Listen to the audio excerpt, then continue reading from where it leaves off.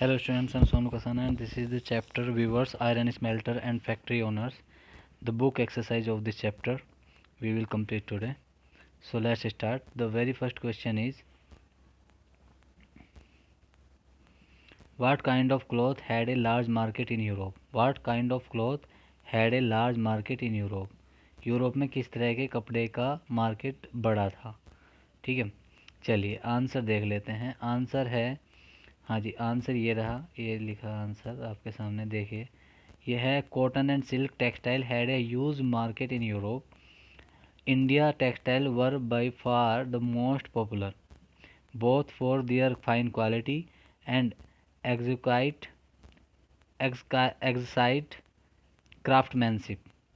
Different varieties of Indian textiles were sold in the Western market. For example, chintz, kosai or khasha, bandana and jamdani. From the 1680s, there started a craze for printed Indian cotton textile in England and Europe, mainly for their ex- excites flora design, fine texture and relative cheapness. देखिए, main बात यह है कि question तो answer पूरा लिखना आपको, लेकिन मेन बात याद रखने वाली यह है कि cotton and silk textile had a large use market in Europe, है ना। चलिए जी, नेक्स्ट क्वेश्चन क्या है? What is jamdani? जमदानी क्या है? What is jamdani? जमदानी क्या है? चलिए जी, जमदानी लिखिए। तो jamdani is a fine muslin on which decorative motifs are woven on the loom, typically in a grey and white, often a mixture of cotton and gold thread is used, है ना। जमदानी क्या है? एक मुस्लिन है जो एक मोटिफ्स के ऊपर लूम के अंदर बुना जाता है ना। ये ज़्यादातर सफ़ेद और वाइट में होता है, टिपिकली मतलब मोस्टली।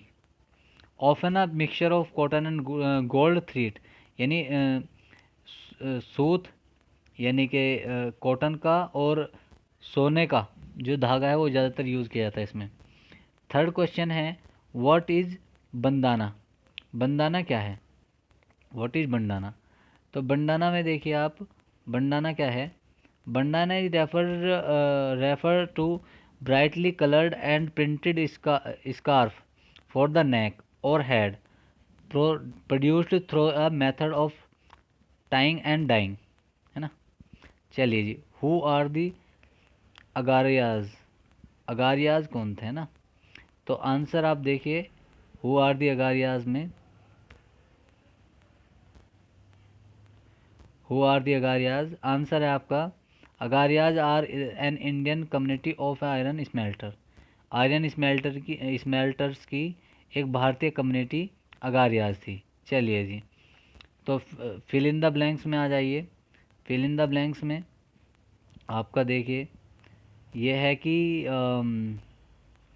पहला आपका है fill in the blanks, the word chintz comes from the word, ये CHHINT, छींट से आया वर्ड, ये है ना।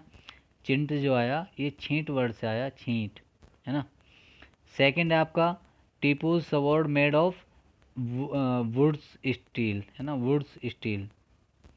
और नंबर सी है India textiles exports decline in the 19th century, है ना।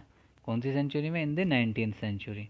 ओके स्टूडेंट्स, चलिए जी आगे आ जाइए। इसमें मैं बताता हूँ आपको कहाँ कहाँ कौन कौन से पॉइंट्स करने हैं, ठीक है। चलिए, सबसे पहला पॉइंट आप लिखिए इसमें, how do the name of different textile tell us about their histories, है ना। चलिए मैं बताता हूँ, पहला पॉइंट आप लिखिए, European traders first encountered 5 cotton cloths from Indian carried by Arab merchants in Mosul in present day Iraq, है ना, मोसुल में जो आजकल इराक में है। So they began referring to all finely woven textile as muslin, ठीक है, क्योंकि वो मोसुल में मिला था पहला वो उन्हें, तो उन्होंने सब को, जितने भी अच्छे से बुने हुए टेक्सटाइल कपड़े होते थे, उन्हें मुस्लिन कहना स्टार्ट कर दिया। A word acquired wide currency, है ना, जो बड़ी करेंसी के लिए यूज होता है। चलिए जी, सेकंड देखिए आप, when Portuguese first come to India in search of species they launched an client on the Kerala coast in south west India. तो जब पुर्तगीज आए भारत में मसालों की खोज में, तो उन्होंने एक क्लाइंट अपना केरला में के उस पर किनारे पर, जो साउथ वेस्ट इंडिया है वहाँ पे अपना एक क्लाइंट रखा। तो the cotton textiles which they took back to Europe, और कॉटन टेक्सटाइल जिसे वे वापस यूरोप ले गए अलोंग विद द स्पाइसेस, मसालों के साथ, कम टू कॉल्ड कलोको। तो वे कलोको उसे कहने लगे, डिड फ्रॉम कैलियंट, वे कैलियंट शब्द से बना calico. And subsequently calico became the general name for all the cotton textile, और जितने भी कॉटन से बनने वाले कपड़े थे उन सबको फिर कलिको ही कहने जाने लगा। चलिए जी, chintz is the derived from the Hindi word chhint. ये चिंट जो आया, ये छींट शब्द से निकला। A cloth with small and colourful flowery design, है ना, जो छोटे छोटे कलरफुल यानी रंगीन फूलों वाले डिजाइन से बना होता है। अब आता है next, bandana. Now refers to any brightly coloured and printed scarf. अब किसी भी प्रिंटेड या और कलर्ड स्कार्फ को कहते हैं बंदाना। फॉर द नेक और हेड, जो सर पे या गले में डाला जाता है। Originally the term derived from the word बांधना, ठीक है, ये जो शब्द आया है ये बांधना से आया है ना। बांधना, कोई चीज़ बांधने के लिए होती तो उसे बंदाना कहने लगे। ये हिंदी फॉर टाइपिंग, है ना, हिंदी फॉर टाइंग, सॉरी, मतलब टाई करने के लिए हिंदी शब्द होता है। चलिए जी, क्वेश्चन 7 में आ जाइए। क्वेश्चन 7 है हमारा, why did the wool and silk producers in England protest against the import of Indian textile in the early 18th century। चलिए इसका आंसर देखिए। By the early 18th century, worried about the popularity of Indian textile, the wool and silk makers in England began protesting against the import of Indian cotton textile. At this time, the textile industry had just begun to develop in England. Unable to compete with Indian textile, English producers wanted to secure market within the country by preventing the entry of Indian textile. Okay students, चलिए जी, अभी आप देखिए question number 9, है ना, question number 9 है ना, how did the development of cotton industry in Britain affected the producer of India. इस वाले क्वेश्चन को आप छोड़ दीजिए, ओके, ये आपको नहीं करना है ना, ये कट कर दो। क्वेश्चन नंबर 9 पे आ जाइए। Why did Indian iron smelting industry decline in the 19th century. कि जो स्मेल्टिंग इंडस्ट्री थी भारत की, वो 19वीं शताब्दी में क्यों डेक्लाइन हुई, क्यों नीचे गिरी। तो इसका आंसर्स हैं, the Indian iron smelting industry declined in the 19th century for the following reason. पहला, the forest laws implemented by the colonial administration prevented the free movement of people in revered forests. Charcoal, an essential ingredient in the iron smelting process, could therefore not be obtained easily, है ना, क्योंकि colonial rule law ने लोगों का उसके अंदर जो ये था, मतलब जंगल थे, जंगलों के अंदर मतलब ऐसे घूमना फिरना बंद करा दिया, तो जो चारकोल था वो मिलना आसानी से मुश्किल हो गया, तो इस वजह से थोड़ा डेक्लाइन हो गया वो। when in some areas the government did grant access the forest, the iron smelters were in return required to pay a very high amount in tax to the forest department। जब उन्हें वापस जाना मिला जंगल में, तब उन्हें बहुत ऊंचा टैक्स पे करना पड़ता था, चुकाना पड़ता था डिपार्टमेंट को, फॉरेस्ट डिपार्टमेंट को, है ना, for every furnace they used, किसी भी फर्नेंस के लिए जो भी वे यूज़ कर रहे थे। दिस रिड्यूस देयर इनकम, इससे उनकी इनकम जो है वो घट गई, है ना। आप देखिए, आप ये third, by the late 19th century iron and steel was being imported from Britain, Britain से इम्पोर्ट किया जाने लगा आयरन और स्टील को। Iron smiths began using the imported iron to manufacture utensils and implement, this reduce the demand for iron producers by local smelters. ठीक है, बस यहीं तक रहने दीजिए, ये वाला पॉइंट नहीं करना है, 3 पॉइंट बहुत है। Question number 10, just a minute, what problem did the Indian textile industry face in the early years of the development. चलिए जी, कीजिए इस क्वेश्चन को। ये क्वेश्चन है आपका, what problem did the Indian textile industry face in the early years of the development.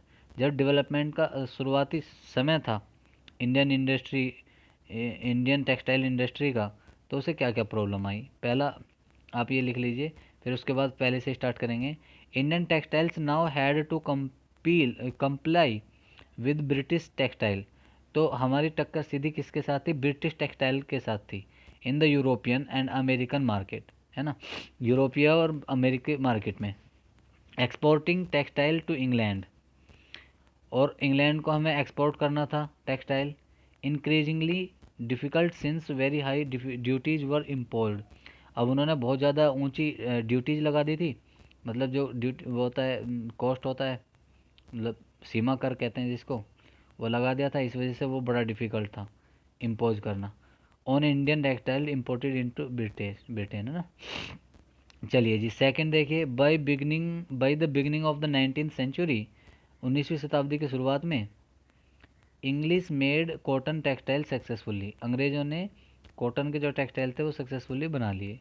Outsides Indian goods from their traditional markets in Africa, America and Europe, है ना। तो उन्होंने अपनी अफ्रीका, अमेरिका और यूरोप में अपनी मार्केट अच्छी से पकड़ बना ली। नेक्स्ट है आपका, thousands of viewers in India were now thrown out of employment, अब बहुत सारे जो वीवर्स थे इंडिया के, उन्हें एम्प्लॉयमेंट से बाहर निकाल दिया गया, है ना, उनके रोज़गार छीन लिए गए मतलब। चलिए जी, ये बंगाल वाला छोड़ दीजिए, इस वाले पर जाइए। The textile factory industry in India faced many problem, it found it difficult to complete compete with the cheap textile imported from Britain, अब जो ब्रिटेन से सस्ता टेक्सटाइल आता था उसके साथ compete करना इंडियन टेक्सटाइल के लिए बड़ा मुश्किल था, तो इस वजह से भी थोड़ी प्रॉब्लम आ रही थी। इन मोस्ट कंट्रीज, ज़्यादातर देशों में क्या था, गवर्नमेंट सपोर्टेड इंडस्ट्रियलाइजेशन, जो गवर्नमेंट थी वो इंडस्ट्रियलाइजेशन को सपोर्ट करती थी। बाई इम्पोजिंग हैवी ड्यूटीज़, ज़्यादा हैवी ड्यूटीज़ लगा करके ऑन इम्पोर्ट्स पर। दिस एलिमिनेटेड कंपटीशन, इसने कंपटीशन को घटा दिया। एंड प्रोटेक्टेड इन्फेंट इंडस्ट्रीज़, और जो इन्फेंट इंडस्ट्रीज थी उसे प्रोटेक्ट कर किया। चलिए जी, number 11, what help TISCO expanded steel production during the first world war, पहले वर्ल्ड वार के दौरान जो टिस्को था उसे किस चीज़ ने मदद की अपने स्टील को फैलाने में, बढ़ाने में। Number 1, in 1914 the first world war broke out, 1914 में पहला वर्ल्ड वार शुरू हुआ। दूसरा, steel produced in Britain now had to meet the demands for of war in Europe, और जो स्टील प्रोड्यूस किया जाता था ब्रिटेन में वो डिमांड को पूरी नहीं कर पा रहा था यूरोप में। So imports of British steel into India decline dramatically, तो जो ब्रिटिश से स्टील आता था इंडिया में वो ड्रामेटिकली घट गया। And the Indian railway turn to TISCO for supply of rails, अब जो रेल्स बननी थी इसके लिए इंडिया ने टिस्को की तरफ रुख किया। नेक्स्ट है, as for dragged for on for several year, TISCO had to produce shell and carriage wheels for the war, है ना। तो नेक्स्ट आता है आपका बाई 1990 1919 तक the colonial government was buying 90% for of the steel manufactured by TISCO. उन 90% तक वो टिस्को के द्वारा बना हुआ सामान खरीदने लगे, कॉलोनियल जो कॉलोनियल गवर्नमेंट थी। Over time TISCO become the biggest steel industry within the British empire, है ना। समय के साथ साथ टिस्को जो है वो सबसे बड़ी स्टील इंडस्ट्री बन गई within the British empires में। Okay students, thank you very much.